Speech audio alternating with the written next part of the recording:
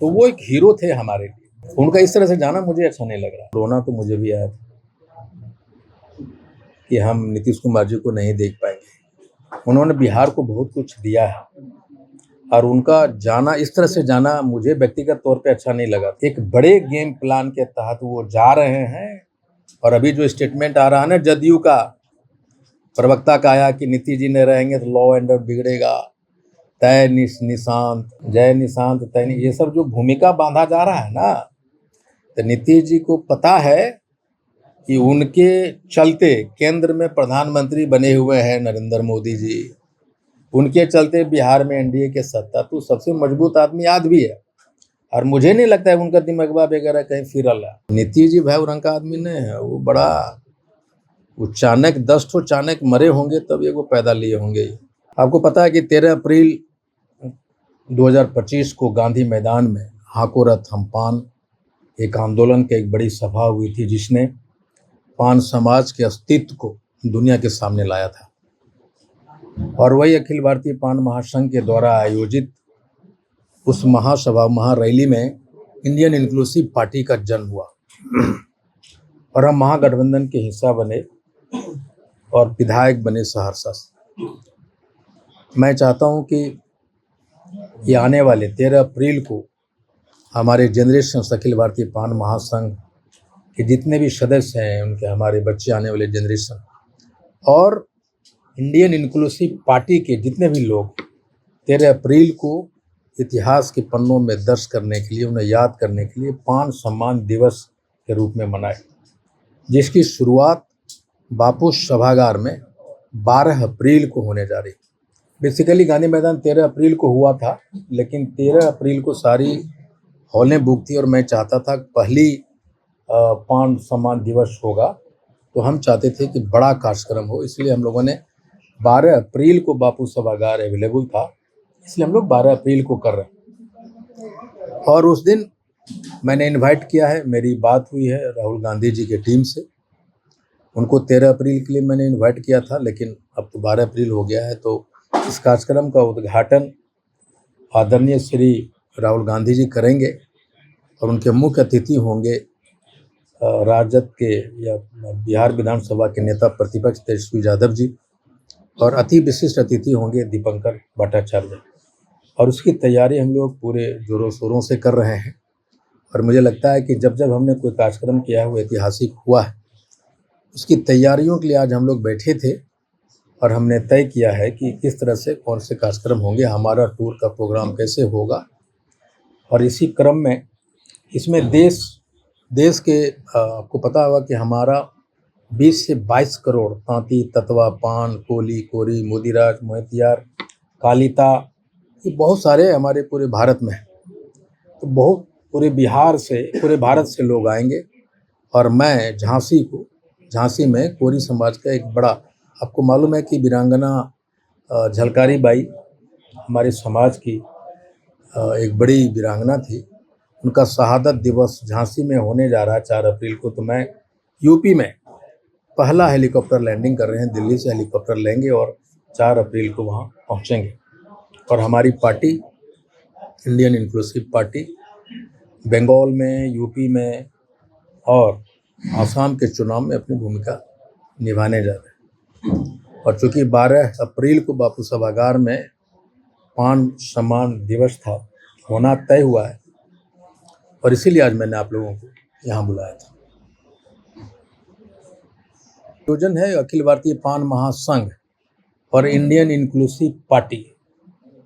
गांधी मैदान में Indian Inclusive party की जन्म हुआ था, इसका आयोजन दोनों कर रहा है, अखिल भारतीय पान महासंघ और Indian Inclusive party. Indian Inclusive party में सारे समाज के लोग हैं, सारे धर्म के लोग हैं, तो वो उसमें सिर्फ तांती, ततवा, पान समाज के लोग नहीं आएंगे।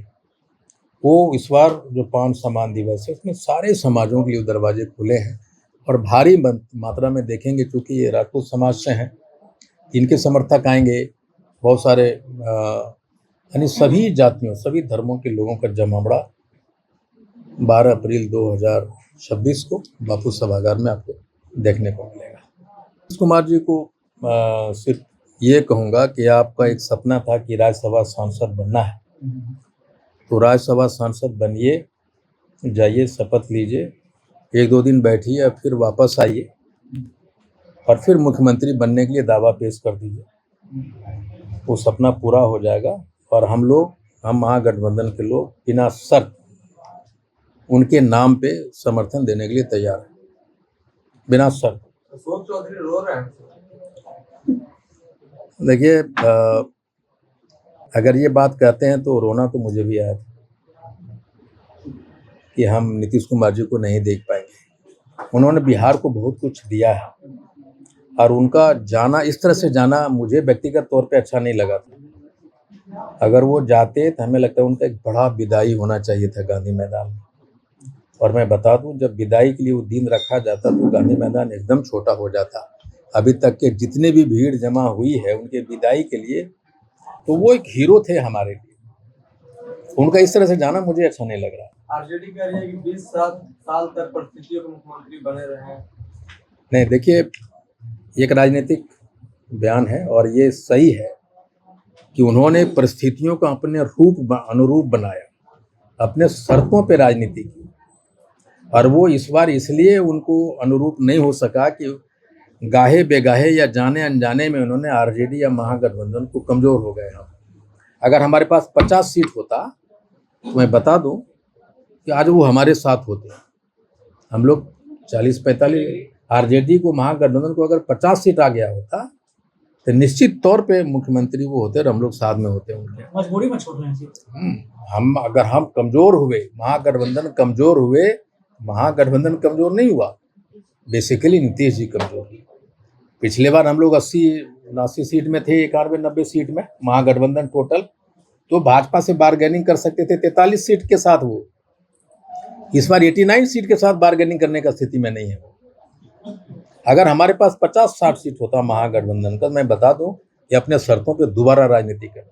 और जब जब महागठबंधन की सरकार बनी है, हम लोगों ने या महागठबंधन ने कभी भी नीतीश जी को ब्लैकमेल करने की कोशिश नहीं किया, लेकिन उन लोगों ने हमेशा ब्लैकमेल किया और अपने इनको मजबूर किया है बहुत सारी चीजों के लिए। नीतीश जी के जाने के बाद बिहार में कुछ परेशानी पड़ेगी भाजपा के मंत्री?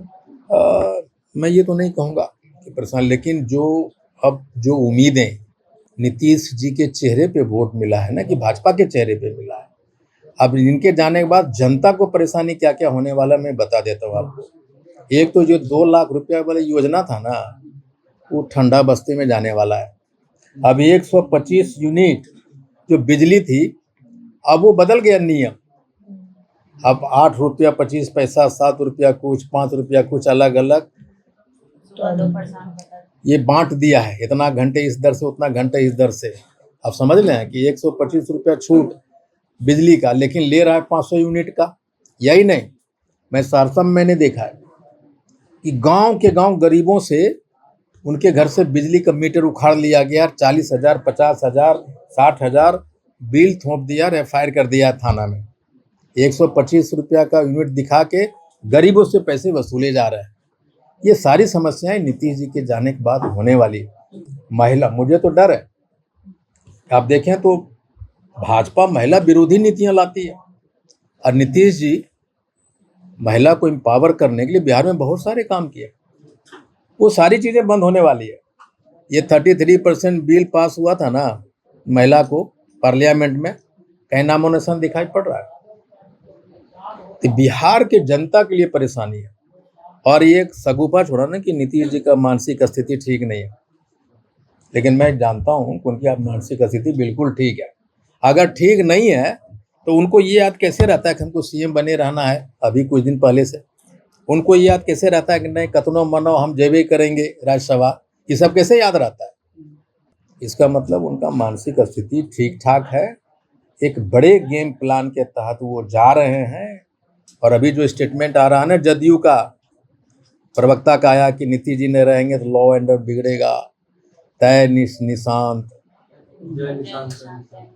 जय निशांत तय, ये सब जो भूमिका बांधा जा रहा है ना, तो नीतीश जी को पता है कि उनके चलते केंद्र में प्रधानमंत्री बने हुए हैं नरेंद्र मोदी जी, उनके चलते बिहार में एनडीए के सत्ता, तो सबसे मजबूत आदमी आज भी है। और मुझे नहीं लगता है उनका दिमागवा वगैरह कहीं फिरल है, क्योंकि वो कहीं न कहीं हमको लग रहा है कि एक राजनीति एक नीति का हिस्सा है और वो उधर से लौटेंगे राज्यसभा, उनका सपना पूरा हो जाएगा। लेकिन मैं पहला मुख्यमंत्री देखा जो मुख्यमंत्री पद के छोड़ के राज्यसभा के लिए उनका सपना है। तो नीतीश जी भाई रंग का आदमी नहीं है, वो बड़ा वो चाणक 10 ठो चाणक मरे होंगे तब ये वो पैदा लिए होंगे। अच्छा ऐसा सर, जैसे 2025 का बिहार विधानसभा इलेक्शन था, पूरा पॉलिटिकल कैंपेन एनडीए का था। वोट है, भाजपा अगर अकेले चुनाव लड़ जाए तो हमको लगता है कि काको सीट जीतेगा कि नहीं जीतेगा भगवान जाने। सारी नीतीश जी के चेहरे पे मिला है भाई। तो नीतीश जी अगर छोड़ के जा रहे हैं तो जनता के साथ उनका कमिटमेंट नहीं हो रहा है पूरा। जनता के प्रति नीतीश जी उत्तरदायी है ना। पर मुझे लगता है कि आने वाले समय में बिहार की स्थिति, जो कमिटमेंट, जो उम्मीद से जनता ने वोट दिया उनको, उनके साथ नीतीश जी अन्याय कर रहे हैं, छोड़ के जा रहे हैं। नीतीश कुमार को आप किस रूप में याद कीजिएगा? उनके ऊपर बहुत इल्जाम लगे। मेरे लिए वो हीरो है। अगर वो नहीं होते तो IP गुप्ता आपके सामने बैठे नहीं होते। ठीक उसी तरह नीतीश कुमार ने एक डेवलपमेंट रोल मॉडल दिया है, नॉट ओनली बिहार। उन्होंने ऐसी ऐसी नीतियां, स्कीम बनाए जिसका रिप्लिकेशन, डुप्लीकेशन केंद्र सरकार ने किया। यही नहीं, बहुत सारे देश किया है विदेशों में इनके। नीतीश जी, हम उसको मास्टरी कहते हैं, जो कहते हैं ना समझौतावादी। मैं इस टर्मिनोलॉजी पे विश्वास नहीं करता। मैं कहता हूँ he is a master class politician, कि उन्होंने परिस्थितियों को, विकट परिस्थितियों को अपने अनुरूप बनाया और अपने शर्तों पर राजनीति किया। मैं आदरणीय लालू प्रसाद यादव जी को, मैं आदरणीय नीतीश कुमार जी को अपना उनको पढ़ते बोलते राजनीति करते सीखा हूँ, देखा हूँ। मेरे लिए दोनों रोल मॉडल हैं अलग अलग। एक डेवलपमेंट का रोल मॉडल, एक सामाजिक डेवलपमेंट का रोल मॉडल। और उसके बाद आदरणीय राहुल गांधी जी, एक ऐसा इंसान जो उनके किसी भी स्टेटमेंट को 20 बरस वाला उतार निकाल दीजिए, कभी डुप्लीकेट नहीं हुआ, दोहराया नहीं, सच बोलता है देश के लिए। और आने वाले समय में भारत की जरूरत है राहुल गांधी। और अब तय मान लीजिए कि तेजस्वी यादव जी आने वाले बिहार का फेस है, वही मुख्यमंत्री है। तेजस्वी यादव जी हैं, चिराग पासवान जी हैं, सम्राट जी अगर उनको मुख्यमंत्री बनाता है तो सम्राट जी होंगे, निशांत जी होंगे। लेकिन इन सारे चेहरों में स्थापित चेहरा कौन है? तेजस्वी यादव जी। सबसे ज्यादा वोट बैंक किसके पास है? तेजस्वी यादव जी। कभी कोई कंप्रोमाइज सिद्धांत से नहीं किया तो Tejashwi Yadav ji. Do you understand? So he is going to be the CM of Bihar next, in coming future.